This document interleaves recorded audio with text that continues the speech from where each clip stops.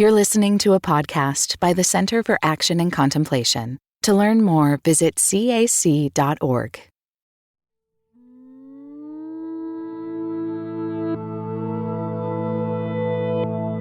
For me, I would say that love is realizing my own oneness with the whole, and out of that sense of oneness and unity, wanting the best and doing what I can to advance that the best for the whole. I think I'm at my best at this when I'm doing spiritual direction. If that's what's behind what I'm doing is wanting the best, then it's easier for me to get out of the way.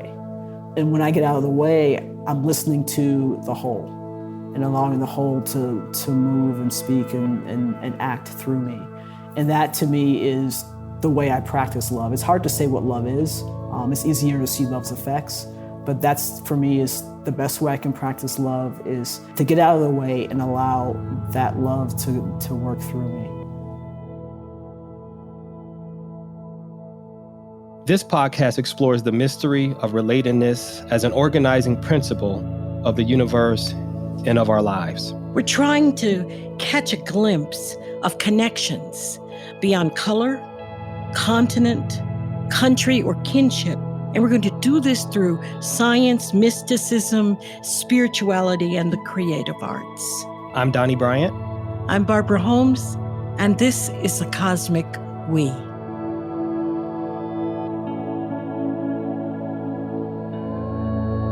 Today we're going to be talking with one of the women who makes the CAC Living School a joy for both students and teachers. Now I'm going to let her introduce herself, but I do want to briefly share how we know one another. I know her as a wise spiritual teacher, steeped in grounded practices that she shares with the community. We invited Gigi to share with us today because we're all on a path of discovery and growth. The life journey is often so intense that we seldom look up or at our neighbors to get a sense of how they're progressing. And I'm convinced we were never meant to travel alone. The companionship that we get just from hearing the stories of those also on the journey inspire us and help us to carry on when the going gets rough. Welcome, Gigi. Can you tell us a little bit about yourself and what brings you to this point in your life? I guess I'll start when I was a child. I remember just being interested in spiritual things. And when I was 8 years old, I was in the library and I saw this. I was one of those people who wanted to know everything. And so I figured that I could read every single book in the library, And so I started, it was a Dewey Decimal System time. So I was in the 200s. And there was this book called Religions of the World. It was in the kids' library. I opened it up, and there was this photo of this Hindu monk in meditation. And when I saw it, I felt like I was coming home. And so that got me on this interest into all kinds of spirituality. The thing is, I grew up in my parents and we all went to the church in the National Baptist Convention. And so me studying Religions of the World was not something that they would have been overjoyed with if they had known that was what I was doing. But they never checked what I read. They were just happy that I was reading. And so I just, from that time on, was just interested in most of the kind of contemplative spirituality things that I could find at that time. This was in the 70s. It was Eastern. So I did a lot of looking over at the, yoga and transcendental meditation. And all I could do as a kid was books. I would just try on my own, what they were doing. And so that kind of had stayed with me for basically all my life. We'll fast forward to me moving to DC to practice law, which actually didn't last very long. By mutual consent, we decided that I wasn't good, and they said, okay, I'll go if you don't fire me. So that's kind of what happened. But it got me to DC, and my way of figuring out communities in DC was to look for where the contemplative spirituality was. And there was a lot of programs happening at the National Cathedral. So my church at that time was the Taizé services at the National Cathedral. I loved it because there was no sermon, there was just silence. And so that was great, not to have to hear a lot of things. And lots of singing. So that was really, really good. And then eventually I stumbled into centering prayer. I had been reading about it, but didn't want to practice it without like a person to guide me. And so they had one of these introductory workshops. And I think somebody that I know you know him, Dr. B. I don't know if Donny, you know, but a guy named Gene Sutton was leading that particular workshop. And that got me into centering prayer. And that got me into eventually being on the leadership team in the DC Contemplative Outreach chapter. At that time, I was also studying to be a spiritual director, became a spiritual director, and was working for an organization called the Shalem Institute for Spiritual Formation, where I did some of what I'm doing now. I was basically the assistant. I ended up being the assistant director of their spiritual guidance program. But then shortly after that, we're talking 2008, they cut the budget, and therefore they cut my position. This was right before the Great Recession. Wow. And a year later, I ran out of money. Okay, let's pause there. Okay. Let's pause there, Gigi, because this is so packed. I mean, I'm back at where you said you opened up a book, you saw Tibetan monks, and you were at home. How do you jump from Baptist to home with Tibetan Buddhist monks? I mean, I was a library geek too, and I know the worlds had opens up. What gave you a sense of home, and what did that mean to you? I'll back up a few years earlier. I think it was when I was 4, but maybe it was when I was 6. I learned how to read when I was 4, but I remember reading the Bible. I had one of those King James versions where Jesus' words were in red, and just really, really reading it and taking it. And something in me told me that, there's a lot of deep stuff here, and the adults at the church can't show it to me because they don't know. And so there was just something there, always something there that was just looking for some kind of way into that deep place. So I think that's how I got to feeling home. It just felt right when I saw that picture. You had an instinctive knowledge that the formal kind of religion that you've been exposed to just didn't have the roots, didn't have the depth, couldn't take you where you were going. The other interesting thing you talked about is your short career as an attorney. Now, we were both attorneys. You lasted way longer than I did, Dr. B. But that was just because I was hanging on by my fingernails.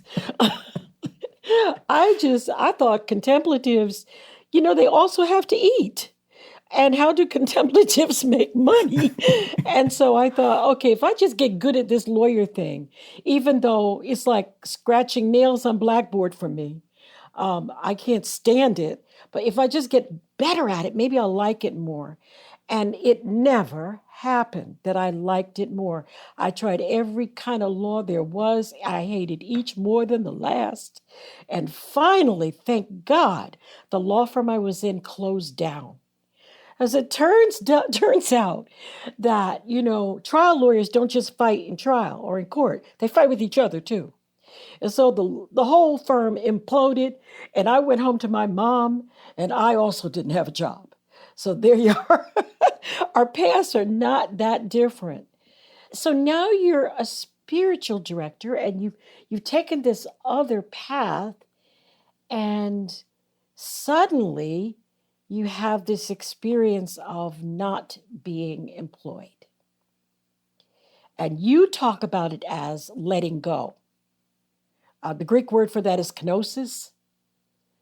Tell us how you define kenosis. It comes from that hymn in Philippians, and it's Jesus letting go of his identity as divine and taking on a human form. And then he lets that go, and it's back to the vine. So this idea of self-emptying, of not hanging on. So it's really more about not hanging on, I would say. So because things come your way, and I am by no means a master at this, but the tendency is to sort of, if something's really good, you want to hold on to it. But kenosis is just allowing it to go. That's how I think of it. It's just like open up your hands and just allowing it to go. Even the good things? Yeah, because as I met I wish I could remember who, but someone recently talked about how if you have something in your hand and you don't open it up, you can't get what's coming up next. So even the good things. Yeah. So this experience was an emptying time for you. And this is the way you put it. You said, kenosis came to me unbidden when you lost your job in 2008 and ran out of money a year later. So how did you survive? I was fortunate enough, that they say Teresa of Avila says that God has no hands and feet but ours. I had a community that really took care of me. Some of them took me in at different times. Some of them found people who wanted people to house sit. I spent about 20 months in exchange for a room helping an older activist stay independent. She was in her 80s and on the verge of dementia. So I just, took whatever came, and sometimes it didn't come till the 11th hour and 59th minute, and I was pretty sure I was going to be out on the street, but it never happened. Gigi, you came to this experience of kenosis, or gentle release, or letting go through life's journey, through the realities of life. But for those who may be interested in becoming more familiar, becoming more intimate with the art of kenosis, or the reality of kenosis, is there a way that you can help our listeners to maybe practice kenosis? Are there some nuggets of wisdom that you can offer through your own life experience that our listeners, if they're interested in becoming more practitioners of the art of letting go, or just self-emptying, as some define kenosis? Yeah, I could think of a few things. And I think when it comes to practice, you start small and start easy. So I wouldn't start with something that you really, really love and don't want to let go of. But, there may be some things, like, for example, maybe there's someone like me and Dr. B, I don't know, maybe you too, Donny, we have lots of books, so what if, you looked at your bookshelf and said, oh, I can let this book go, or I can let this book go. Or, if you are on, Dr. B said, no, I can't. Those are my children. Or these things that we do like fasts, like people take data Sabbaths. Like they say, I'm going to spend 1 hour a week less on my phone, and let go that way. Just find little things that won't cost you a lot, but there's something that you really like, so there is something that you normally would not let go of. That's one way I can think of as a practice of doing that. No, that's powerful. I think there's a story in the Torah about Abraham, who was giving an assignment by God to offer up his only son, his beloved son. And that narrative, that story of Abraham's journey to the mountaintop and laying down the altar and, getting the fire. And I think that story gives us some insight into the struggle of letting go, right? It's oftentimes the thing that you love the most that you have the most difficult time of releasing and relinquishing, or self-emptying. And that narrative, I remember, Gigi, I had an experience several years ago where I had to come to the reality of letting go of a relationship that I really was holding on to, right? And that was something that was really important to me. And this concept of self-emptying or surrender. I think a word that I really became more familiar with was surrender, right? And kenosis is really a surrendering to what is, a surrendering to your fears, a surrendering to the reality that you're trying to control. Dr. B, last week we talked about certitude, right? The word, or a couple weeks ago, certitude, right? A surrendering, a letting go of your truth, of what you believe is right, or what you believe it, has to be. And so I thank you for that, because even some of your work, I think you wrote a piece on love and kenosis. Can you speak to the juxtaposition of love and kenosis and how they're interrelated or correlated? That's interesting, because as you were talking about surrender, I was thinking that surrender could only happen in love. And that piece that you're referring to, I talk about the commandments that Jesus has, that there are 2 commandments, loving God with all of who you are and loving your neighbor as yourself. Many spiritual traditions talk about love as an act of will, something, it's an action, it's not an emotion, it's something that you do. And so for me, I would say that love at its best for me is, number one, realizing my own oneness with the whole.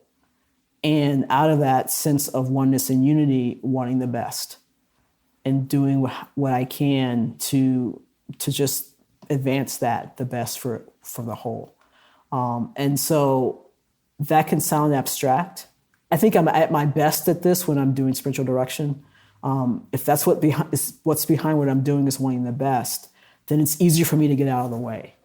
And when I get out of the way, I'm listening to the whole and allowing the whole to move and speak and act through me. And that to me is the way I practice love. It's hard to say what love is. It's easier to see love's effects, but that's for me is the best way I can practice love is to get out of the way and allow that love to work through me. You know, as we reflect back on those times and your experience, it seems like, you know, almost like a spiritual practice, but at the time that it was happening, you said it came tasting like betrayal, like a setup. Who was betraying you? Who was setting you up? Well, I was on this path, you know, thinking I was doing exactly what I was called to do. And I'm going to say I did have advance warning because about 3 or 4 months before I was told that my position was being cut, I heard this voice because I was at this time I was looking at a program on interspiritual wisdom. It only happened once because they couldn't afford to do it again. But it was a program focused on practices of the 5 major religions. So Hinduism, Buddhism, Judaism, Islam, and Christianity. And so when I was applying for that, looking at that, this voice said, you might want to apply for this because you may not be at Chalet much longer. You might want something to fall back on. And there was nothing in the air at all saying that was going to happen. But even when it did happen, it just felt like here I was doing what I felt I was called to do. Here I was doing what I was using my best gifts, and all of a sudden it's not there anymore. Another funny thing is that a few months later, someone told me about a job to be an assistant, to be a director of a spiritual direction program at another place, and my body would not let me apply. So as much as I wanted to apply, I couldn't. And so I didn't. And so there I was. And then I ended up being, without a job for 7 years and homeless for 6 years. So you mentioned when you were telling your story that you stayed for a while with an aging activist, and you talked about the challenges of helping her. And a lot of our listeners can relate to that because they're caring for aging relatives and they understand how difficult it is. You talk about an argument you had with her that exposed the anger inside of you. Talk about how that happened and how that exposure changed everything for you. Basically, I theoretically had one day when I didn't have to clean or do anything. And so one of those days, I can't remember if it was if the cat threw up or if something else happened. And it was up to me to clean it. And I was just not happy about that. And obviously, when I was angry, it was because other things were piling up inside of me. It wasn't just that one particular incident. We talk about letting go, but letting go isn't easy. And I wasn't always gracious and graceful when I was letting go. And there were many times when I was just like angry. This was probably maybe about 3 years into my being homeless. So this is probably around 2012 or maybe 2013. And so and this had happened. It wasn't the first time this has happened. It had happened before. And so at some point, I guess it was one of those last straw things. And to this day, I still don't remember what I said, but I remember how it felt. And I know what I said. I said something that was really meant to hurt her, and it did hurt her really badly. And I remember going back, and I felt bad too. It's funny. It's like you think you're going to feel better when you let things go and explode, but I have yet to feel better when I exploded somebody. After we talked about it, I made a promise. I said that I would never take that out on her. I take it out on God because God can take anything, but I was not going to take it out on any other person. My frustration because in some ways it felt like being stuck. Because here I am, someone who actually has a decent education. You'd think it would be easy for me to get a job, but it wasn't. And so there was a lot of my own frustration. 3 years in, I'm still in this place and I have no idea how it's going to end. I figured I'll just do, Donny, you talked about the Torah. In the Jewish tradition, I'll just yell at God. And so it was just not feeling good about myself, as well as not wanting to hurt somebody and seeing that I did, and just deciding, okay. And so I didn't get angry at her, or I had a neighbor because in the bedroom where I was staying, the wall was next to the neighbor's house, and every night her television was up really, really loud. It was really hard to go to sleep. But I wasn't going to tell her not to turn her television down because I figured she was hard of hearing and it just wouldn't make sense. So there was actually a lot of discomfort in those 20 months. But I learned to take my frustration to God and not take it out on other people. Is that how you handle anger these days? Is it still a matter of turning toward the divine? What are your practices when things just build up so much that an explosion is almost inevitable? What do you do then? I hope I've gotten to the place where they don't build up, that I find those trigger points before they get to that place. One of the things I think that my contemplative practice has helped me with, and in recent years it's gotten even better, but I also remember the first time it happened. And I'll say that one first. I was working at Shalem and was angry at a colleague. But instead of saying something, I think because of my contemplative practice, it was this space. Because often when we're angry, there's no time. It just comes out. But I think, at least for what I can tell with contemplative practice, that you can sometimes be gifted with this opportunity to have a space and you can make a choice. And I remember the first time that happened, that I could actually see the anger coming up from behind my head, and I made a choice and it went right back down. And so I didn't get angry. And so most of the time that happens, and there was also a time, and just to do the opposite, where I did have that space, but I was so hurt, I went for it anyway, and I really felt bad. But these days, most what I do is my body lets me know, if I'm contracting or tight or something, that means there's something I need to be paying attention to. And so I sit, I go to I make an appointment with myself, and I sit with it with God, and we just look at it. And sometimes what I need happens then, sometimes it takes a few times. And recently it was in the shower when I finally figured out what the trigger, really, really deep trigger was that I need to pay attention to. And so I feel like if I do that, it doesn't get to that place where I explode. Wow. Gigi, as you're talking about your experience and your handling emotions, I was reminded of a sermon by Jesus in Matthew, the Sermon on the Mount, the Beatitudes. There's a particular lesson he teaches us, and he says, "Blessed are the poor in spirit, for theirs is the kingdom of heaven." And as you were describing the process of self-emptying, or your process of not allowing your anger or your emotions to control you, one way of interpreting that particular lesson is, blessed are the poor in spirit, poor. In other words, those who relinquish themselves from the control of their emotions, or those who self-empty, poor meaning to release, if you will. For theirs is the kingdom of heaven. In other words, there was a certain level of connectivity that you described with your fellow people around you, the people who may have triggered you. There was a certain aspect of love and oneness in seeing yourself in them.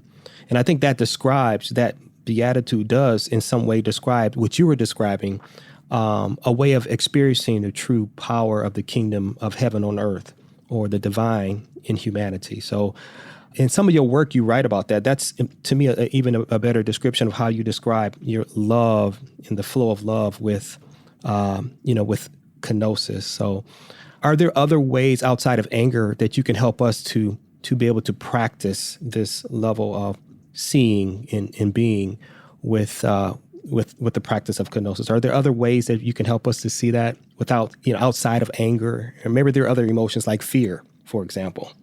Many of us struggle with that. One of the things, there are two things that come to my mind. One is, what is the spiritual path, and what are our invitations to the spiritual path? And one of the roles, I think, of suffering and discomfort is an invitation to the spiritual path, because you can't really be on the spiritual path if you are not ready to open yourself up for discomfort, open yourself up to have your world turned upside down. I think there's sort of like a basic spiritual practice, and that is to turn toward whatever it is. So just as I turn toward anger and turn toward fear, and fear, I have a thing with fear too. And sometimes I just decide it's not worth it. I just won't do what I'm afraid of. But there are other times, when I need to really look at what is happening. And I think that when I'm afraid, it means that there's something about not trusting God that's happening for me. And so that's where I turn my attention to, is to look at, where am I having those issues of trust? And the love also comes in is because I don't beat myself up for being afraid or not trusting. It's just the way it is. And how am I going to grow if I don't do some things that I need to grow with? So that for me, that's the first thing, is to just acknowledge and not resist. Because often this is my reflex is, if I'm afraid, I'm going to try not to be afraid. And that just seems to make things worse. And so to just actually acknowledge and then take that time to be with it. And I find that the less I resist, the more I welcome it in, the smaller it seems to get. And then just acknowledge that that's a part of who I am. I went on a retreat this past September. And ever since then, the parable of Jesus's wheat and tares, weeds and the wheat, have been with me. And one way of looking at that is that we may think of our fears as weeds, but they actually have a role, and they actually have a purpose, and they actually may, in some ways, if we allow ourselves to look at them and listen to them and learn, let them teach us in some way, they may actually be more wheat than we think of. And so I think that, for me, is basically loving those parts of us that we would think we should get rid of, and just turn toward them, welcome them, allow them to bathe in God's love as well. So for me, the practice itself is the same, even as the emotions change.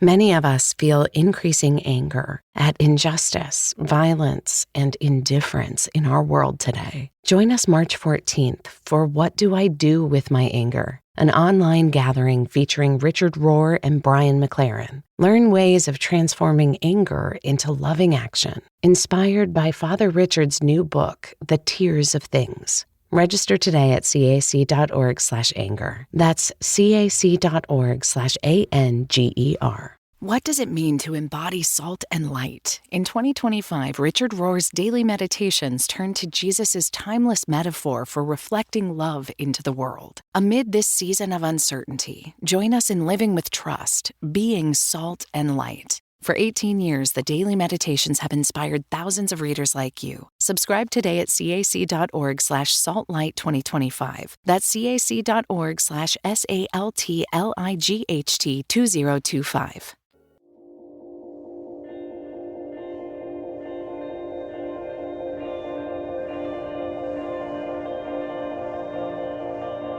You said something disturbing and powerful at the very beginning. You said that this path of spiritual seeking is not going to be a rose garden. That the moment you set off in this desire to have a union with God and peace, you're going to be on rocky ground. In this world, you will have trouble, in the words of Jesus. That's not very comforting. So we're supposed to leave the trouble in the world and get on the spiritual path so we can have trouble on the path. Is that what we're facing? Well, Jesus talks about the broad path and the narrow path. And everybody wants to go on that broad path. They do. And that's actually the path that leads to trouble. That narrow path is rocky and steep. It's not comfortable, but it leads to life. And I think what you learn, if you actually take that in and turn and allow yourself to be taught by that discomfort, is you grow deeper into the trust, you go deeper into love. You're able to see other people as your fellow siblings. You're able to see them as children of God. You're able to be in solidarity with them because you have a feeling of what suffering is like. So even though there is that discomfort there, you're not traveling it alone. And it's meant to actually take you to a place where you can become more who you are in God. What I find amazing is that you are able to stand, having been homeless for 6 years without income, for activism that is so deeply rooted. And I think, don't you, that having lived marginalized, that you have a different perspective on how to deal with, approach, support folks who have long-term marginalization. Is that true? Yeah, I remember I didn't do all the things that you do, when you don't have money. Like I didn't do what I grew up learning called food stamps, but I did do Medicaid.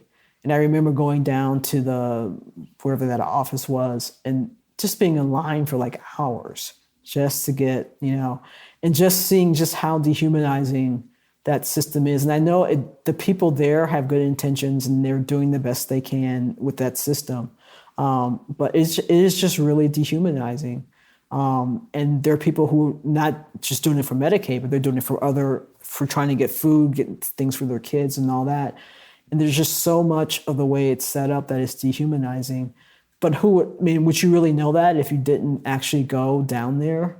You don't have to be homeless, or you don't have to be marginalized yourself to get a feel for that. But you do have to be willing to open yourself up to places where you can see what's happening to people who are marginalized, without trying to save them or tell them what to do, but to allow yourself to open your eyes and not close your eyes. Because, especially if you're in a city, if your eyes are open, you're going to see the marginalization. Here in Albuquerque, for sure, you can see the marginalization of all kinds of people.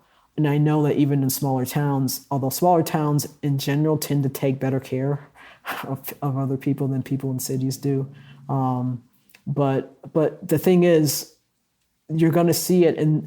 And there is a correlation, I think, between our ability to love and be in solidarity with people who are marginalized. There's a correlation between that and to love and being in solidarity with the marginalized places of our own inside of us as well. Yeah, I kind of think it's a blessing. I was in a similar circumstance because once I stopped practicing law and went to seminary, I had no money, I had no job, I had whatever that Medicaid was it, and it was dehumanizing. And here I am, I'm an attorney, I'm in school getting a PhD, and I got to stand in line and be asked ridiculous questions. And what it does is it says to you, you know what? All this that you think about who you are and who you're getting ready to be, it doesn't mean anything if you lose the status that the world values. That once you choose different values, it's a whole nother path. But I think that experience of being with other people who were impoverished while I was in school as an adult helped me to see that community completely differently. I no longer, when I'm working or activist on their behalf or with them, think of myself as doing anything from on high. I think of myself as temporarily not there, but could be there one paycheck away, 2 paychecks away. Doesn't matter how far away you are, it can happen to you. And so you got to love your neighbor as you want to be loved, even when you're in a better circumstance. That's wonderful, Gigi. This is a quote that's attributed to you.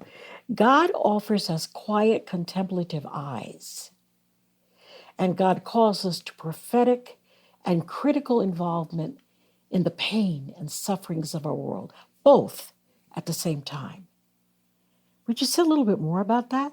I don't think you really can have one without the other. To really be involved in the pain and suffering of the world and doing what you are called to do to relieve that in some way, I think you could only do that from a place of contemplation. And I think I should say what I mean by contemplation. And contemplation is not, the practices that we do. Those are I think are just meant to open us up to be receptive to allowing contemplation to happen. In some ways, for me, contemplation and love are synonyms. Because the deepest part, what makes contemplation is love. And for me, contemplation is more like how we perceive our attitude to the world, our stance. And it's this place of really being open and receptive to reality as it is. And there's absolutely no way you can be with anyone who is poor if you don't really see them as they are.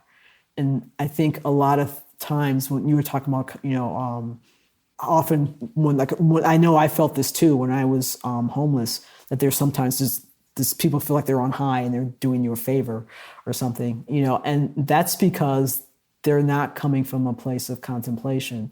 They have coming from a place where they themselves are separate from what is reality.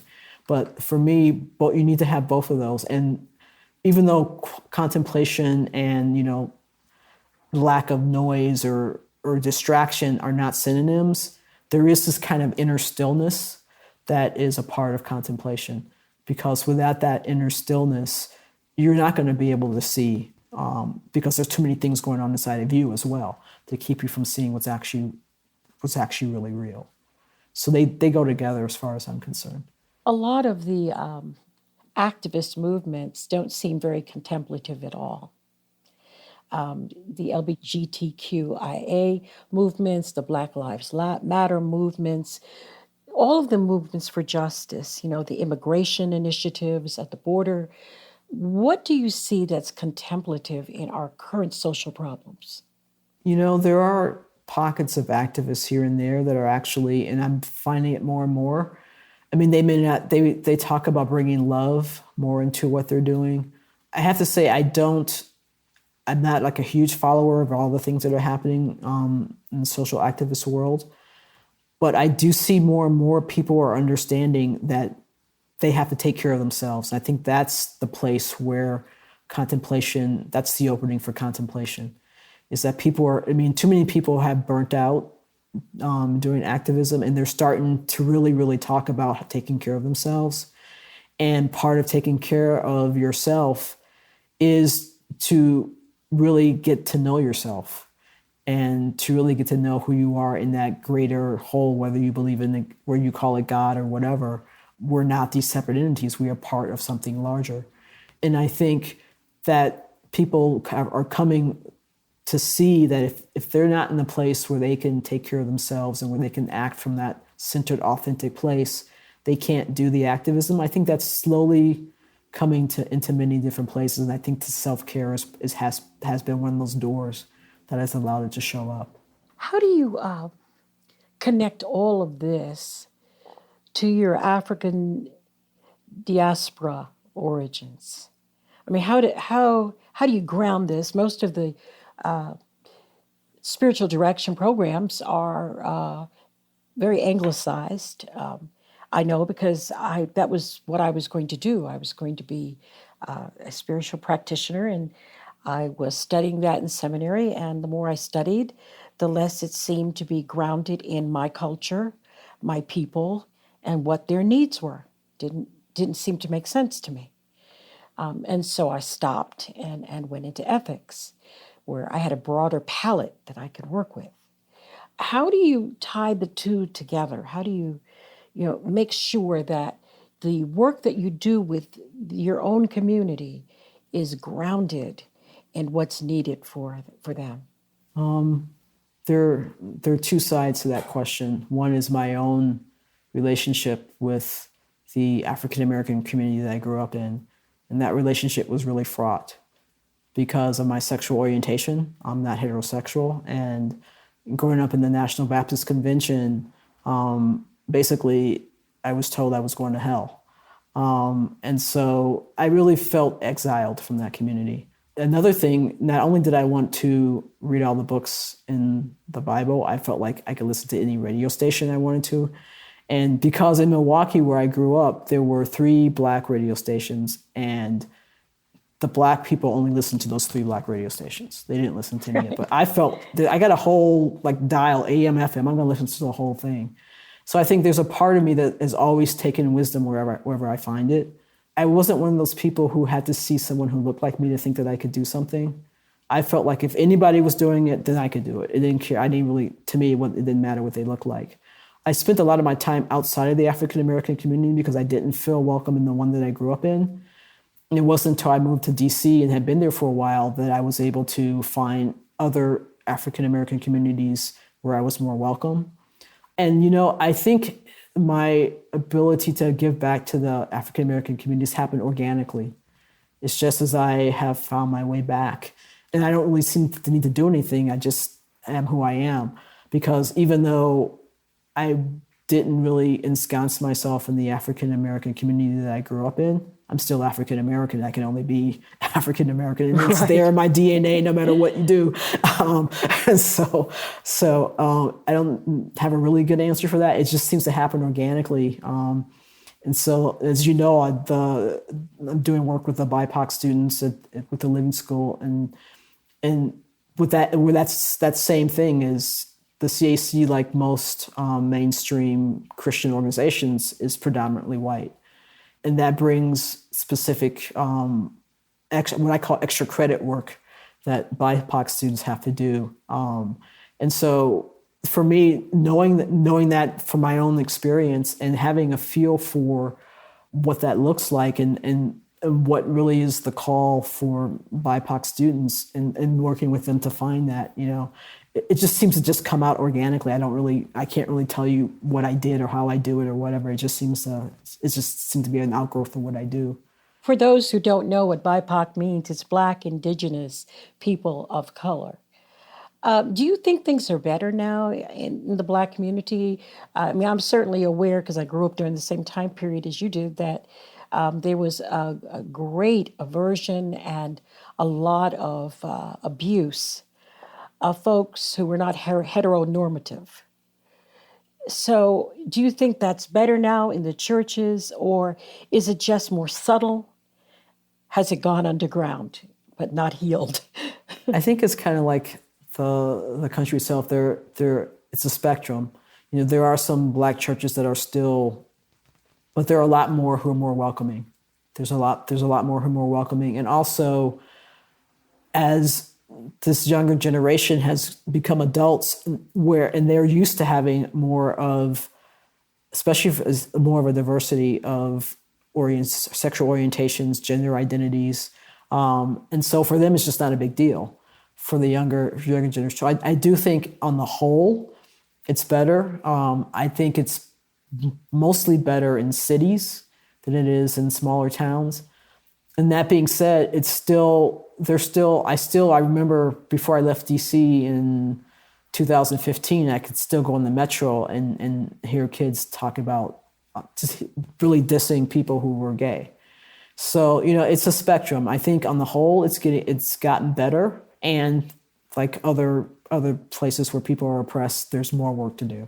Yeah, like racial justice in America. Exactly. Yeah. We've made some strides and still have many more strides to go. And there seems to be a really big conservative push to make all of that racial, trans, gender identity, sexual orientation to go back, all of it to go back into the closet, so to speak, Right. Well, they're trying, but I don't think we're going to fit back. None of us are going to fit back in those closets anymore. There's too many clothes in there. We're not going back. What's interesting is that you have been able to become almost this ecumenical spirit in the midst of the most difficult times that you've had. And I love the idea that you gather your wisdom wherever it can be found. I've always been very interested in searching my DNA to find out my origins. I don't know if you've done that for yourself or not yet, or if you have any interest in it. But to be able to relate to the world as part of your family and as a source for your learning is very, very rich. Another part of my story is that I was adopted. So in the family that I grew up in, they were not my biological parents. I did eventually meet my biological mother. Became really good friends for the last 16 years of her life. She died in 2013. I never met my father. And the one thing I know about my father is that he is from, assuming he's still alive, from Guinea, West Africa. So there's a whole side of myself that I don't know. So I'm living on the half of myself that I do know. That is fascinating. And I remember when I met my family. I met them. It was the one and only time they had a family reunion in the D.C. area. They had in Alexandria, Virginia, and it was kind of like a piece of the puzzle was missing because I found that a piece of the missing puzzle because I met my mom. It was like we're just so much alike, even though we never spent a single day together. It was just pretty amazing to see. Just what that bloodline, how strong it is, even if you've never had any kind of connection before. We're coming up on the end of the interview, and I don't want to surprise you with this, but I was going to ask you to do a closing sit for the audience. Let me just give you a little prompt. So it comes from your work. You say that Jesus is the example that we use to talk about love as contemplation and action. And you said that's because Jesus starts with oneness, the Shema. Shema Yisrael Adonai Eloheinu Adonai Echad. That's the first thing you start with. Then you let go of that and you allow separateness to arise. Then you let that die and you will let the coming together and the oneness merge again in cycles. So I don't know when this episode is going to air, but we've just had an election. And some people are overjoyed and some people are not. And all of us are concerned about the state of the union, one way or another. And I was wondering if you could take us through a sit, starting with oneness and letting go and separation and coming together based on where we are socially and politically right now. Because you have a way of taking the everyday and the ordinary and giving us the spiritual practice that resonates right to your soul. So I'm going to give you a few minutes while we just sit in quietly and let you think about that, and I'll let you start whenever you feel ready. Donny, did you have anything to add before we go into the sit? No, let's let this go. This has just been an awesome experience, and I'm so grateful for this opportunity to participate in the sit with you, Gigi. Thank you. It was nice to meet you for the first time, and thank you, Dr. B, for asking me to be here. So let's take some quiet time. So I like to start with our breath. That breath is our connection with oneness because it's God's breath that breathes through us, into us, and gives us life. And so just being aware that we are breathing in God's breath and breathing out God's breath.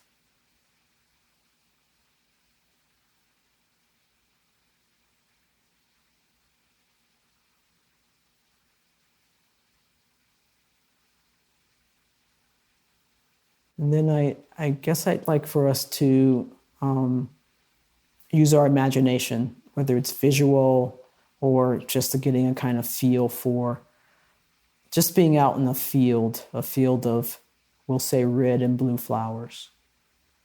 And just being out in that field of red and blue flowers.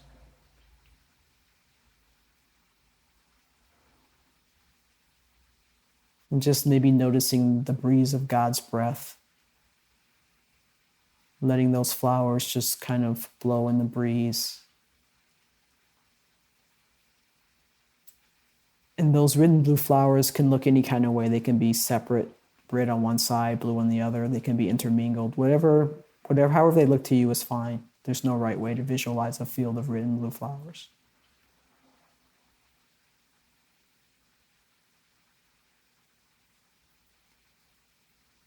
And as you look over that field, see if you can notice one flower that may be getting your attention.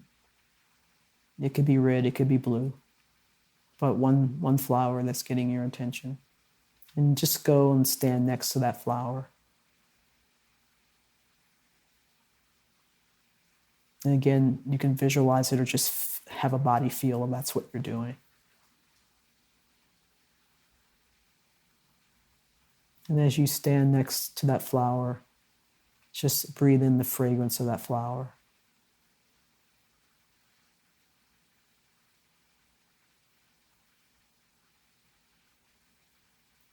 And as you breathe in the fragrance, also see if you can feel that breeze of God's breath blowing on you and the flower.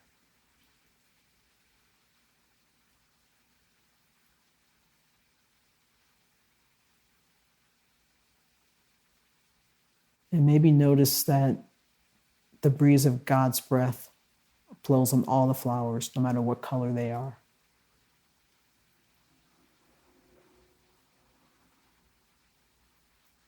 And so just allow yourself to think of that flower as a symbol of you in the field, that you are one in a field of many. And you are one of many who is blessed by God's breath, and breath blessed by God's breeze.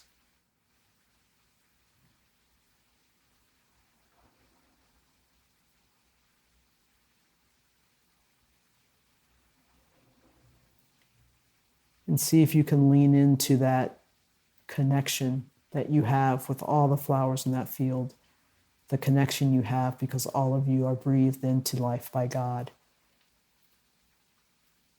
And so when God breathes into you, God is also breathing in a part of everybody else in that field.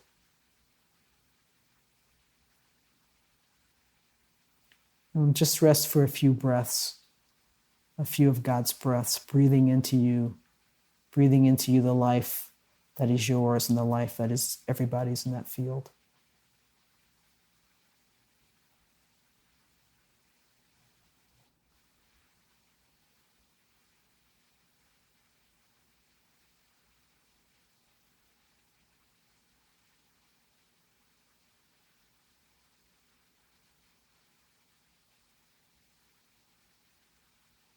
And just maybe breathe in 3 more breaths.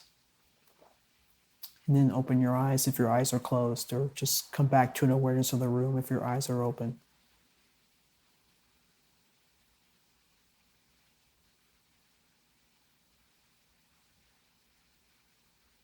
Blessings upon you and your work. Thank you, Gigi. Do you feel called to walk a more contemplative path? The Center for Action and Contemplation is an educational nonprofit supporting the journey of inner transformation. Our programs and resources will help grow your consciousness, deepen your prayer practice, and strengthen your compassionate engagement with the world. Learn more about our resources, such as publications, podcasts, email series, and events at www.cac.org.